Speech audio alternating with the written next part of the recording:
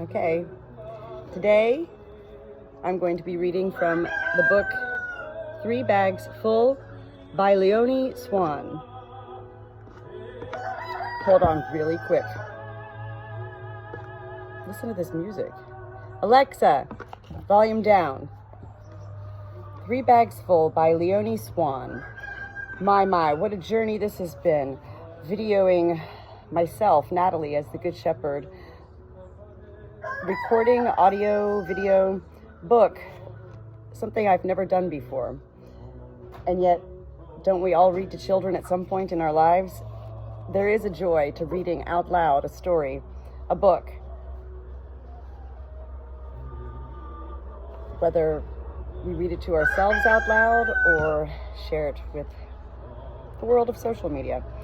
I am reading this book with absolute great awareness myself of a disease of the eye called macular degeneration, which ultimately leads to blindness. And this is what my mother is going through. And so I wanted to read this book that was gifted to me by my husband a long time ago, and I just never did. And now I've included my mother in this, and so I'm able to read it. Alexa, volume down. These are long chapters, so let's buckle up, sit back, get your coffee, and enjoy the ride. Chapter 9, Miss Maple Investigates. Alexa, volume down. I live on a small hobby farm. That's why this book is also perfect, so pay attention to the sounds of my flock, so I say. Chapter 9, Miss Maple Investigates. Glendalau, for instance, said the strange woman. This saint goes off there to live alone and be a hermit, and the moment people find out about it, he can hardly move for pilgrims. The most popular place of pilgrimage in the Middle Ages. And why? Because human beings are herd animals. You have to make them believe everyone's coming here. And if they believe it, then everyone will come here. It's that simple. She took a bite of her buttered scone and smiled at the same time. Her dress was as red as autumn berries. A whole basketful of buttered scones lay in front of her, neatly covered with a napkin to keep the flies away, but the sheep could smell them all the same. The woman dipped her scone first in softly whipped cream, then in red jam. She poured tea from a teapot into a plastic cup, added 2 brown sugar cubes, and then some more cream. The scones, jam, tea, sugar, and cream were set out on a huge, brightly checked picnic tablecloth. There was also a bottle of orange juice, some cream cheese, biscuits, toast, a little pot of mayonnaise, and a bowl of tomato salad with chopped parsley. The cloth itself covered a small part of the sheep's meadow close to the cliff tops, luckily spread over a place where the interesting plants had already been grazed. The bright colors alarmed the sheep. They were nervous anyway, because after his summary dance with the magpie, Gabrielle had left them to their own devices.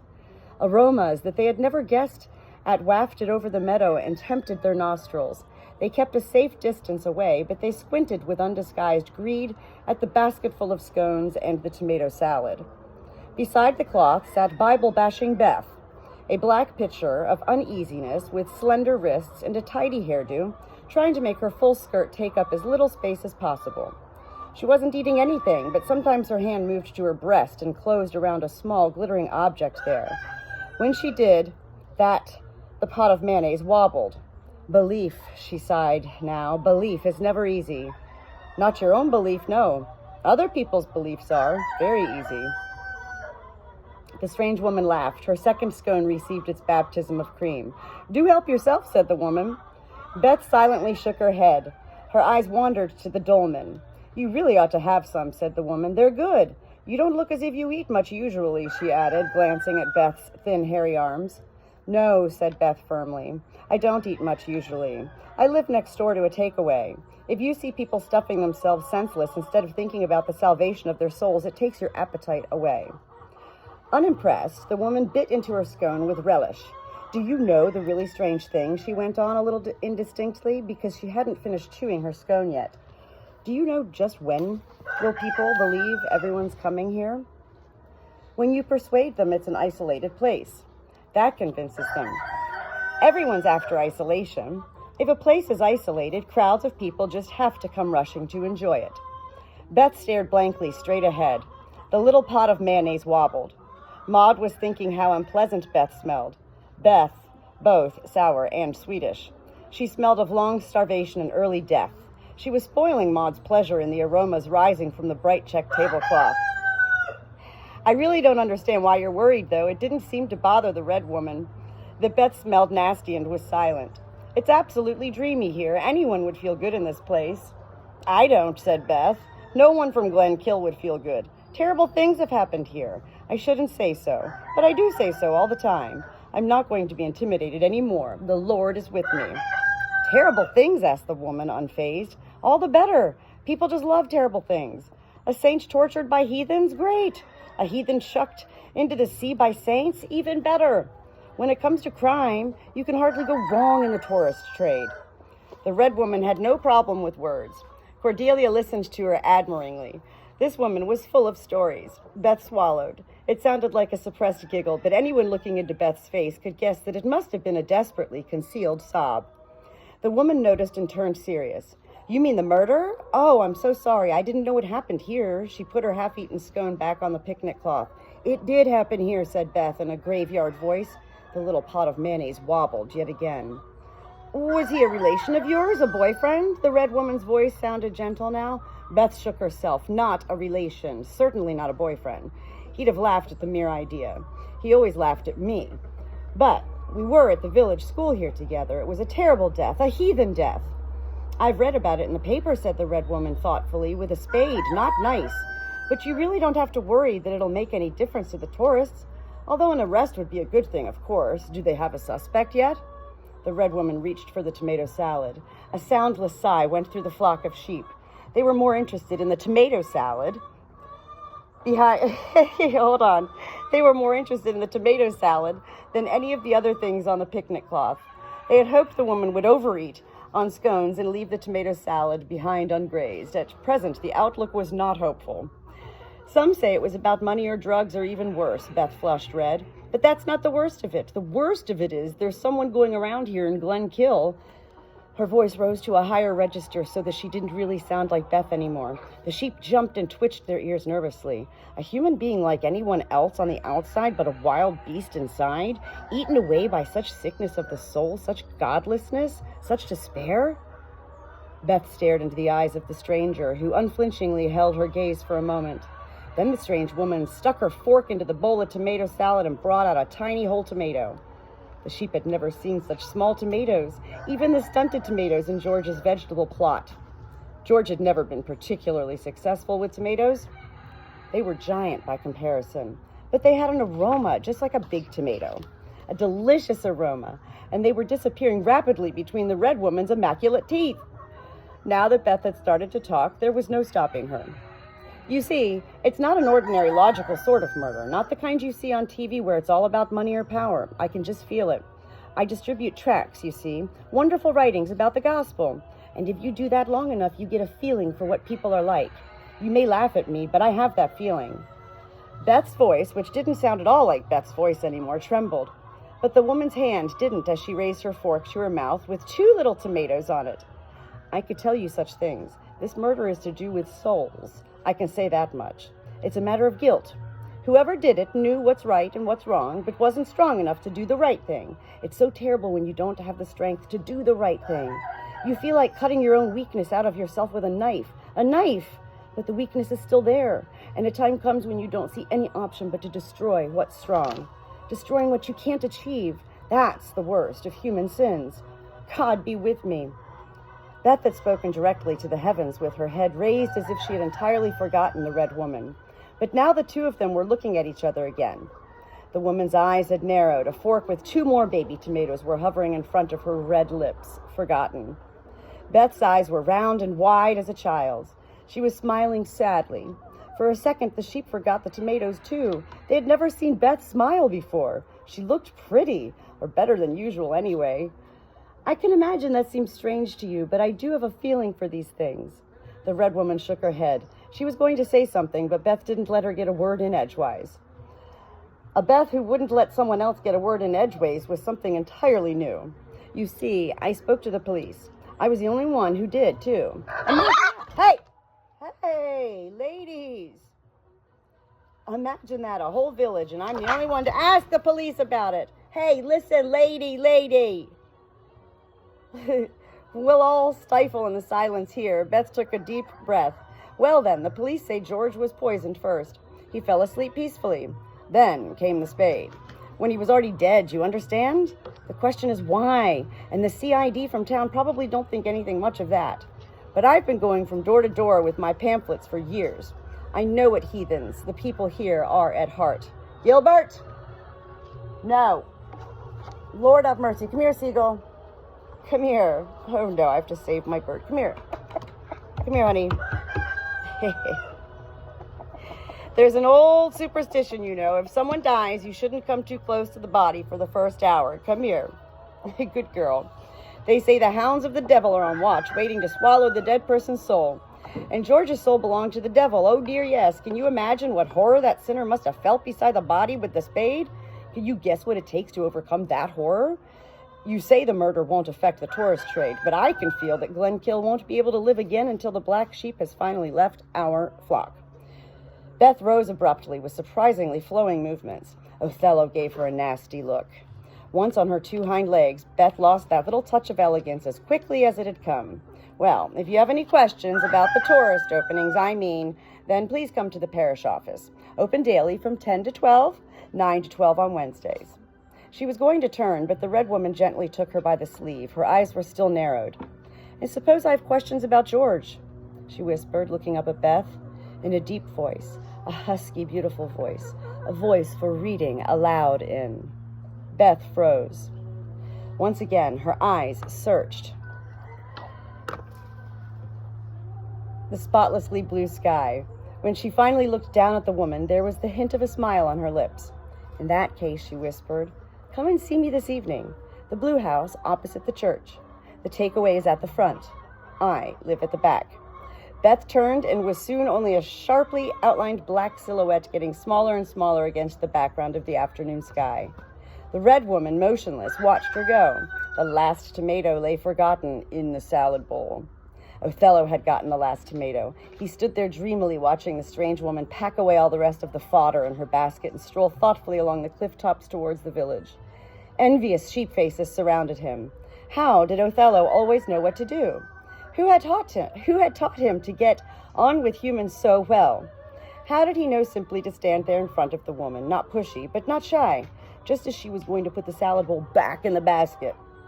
The woman had laughed in her kind, husky, George-like way and held the bowl out to Othello, and Othello had eaten the last baby tomato at his leisure.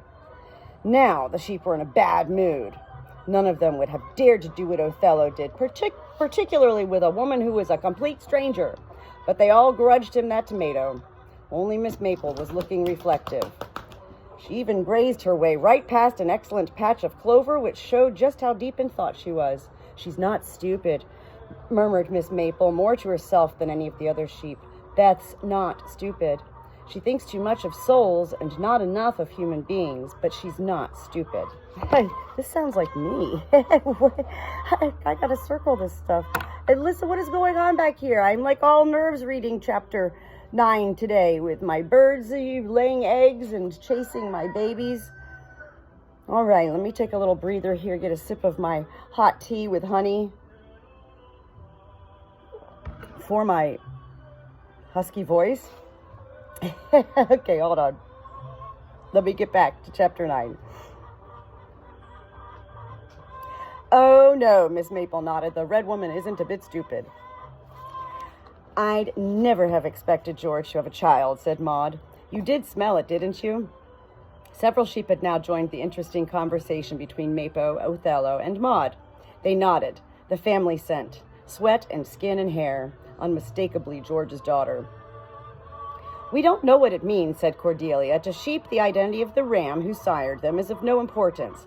But who knew if it was the same with human beings? There had been a father in one of the Pamela novels who locked up his daughter so that she couldn't run off with some baron. That apple pie Pamela isn't her mother anyway, said Cloud. Once again they looked at each other, baffled. What did it mean, and was it important? She did say something important, Miss Maple went on. She's like George. She says important things in ways that a sheep can understand. She said humans are herd animals. I think she's quite right.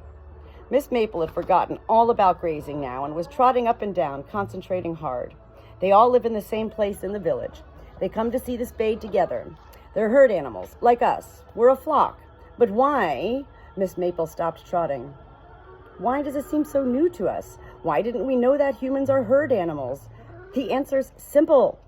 Miss Maple looked keenly at the sheep around her. From their expressions, she could tell that the answer wasn't simple enough.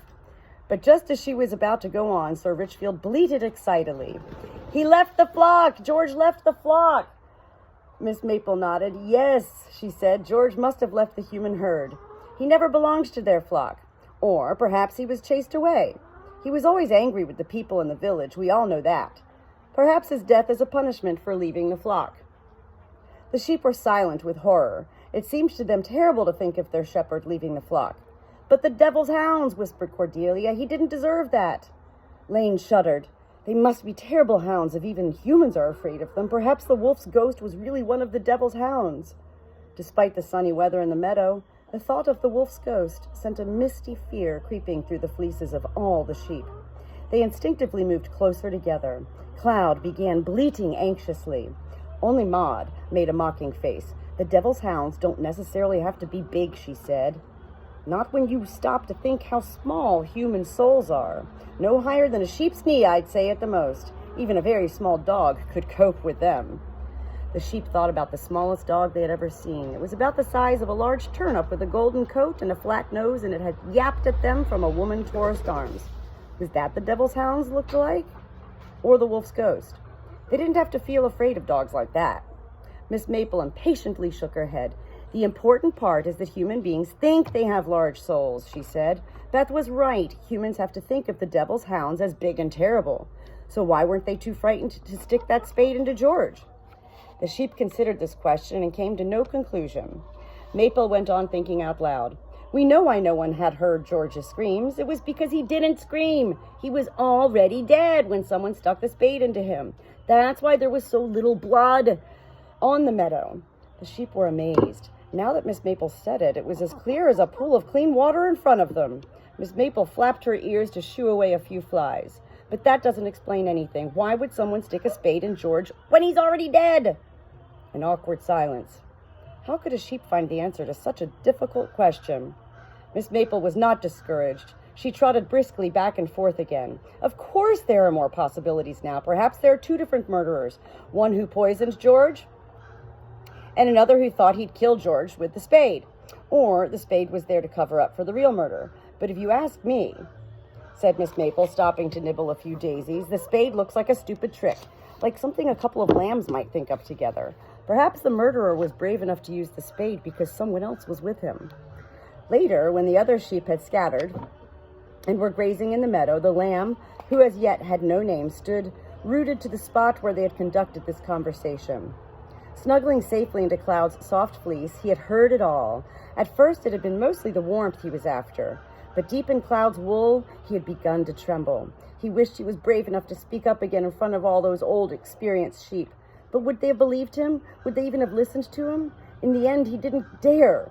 He had wanted to tell them it was all wrong. He'd wanted to say that Miss Maple, the cleverest sheep in Glenkill and perhaps the whole world, had made a terrible mistake.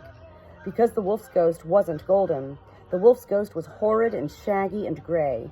The lamb knew that they mustn't forget the wolf's ghost because it was still out hunting through the wild hills beyond the meadow. In the evening, when the moon had risen, but the sky hadn't yet turned pale, and everything gave off its deepest, truest scent. You could feel it, the way you could feel darkness even with your eyes closed. The lamb thought how the wolf's ghost had spread its black wings on the dolmen, and it heard its hoarse cry for the second time.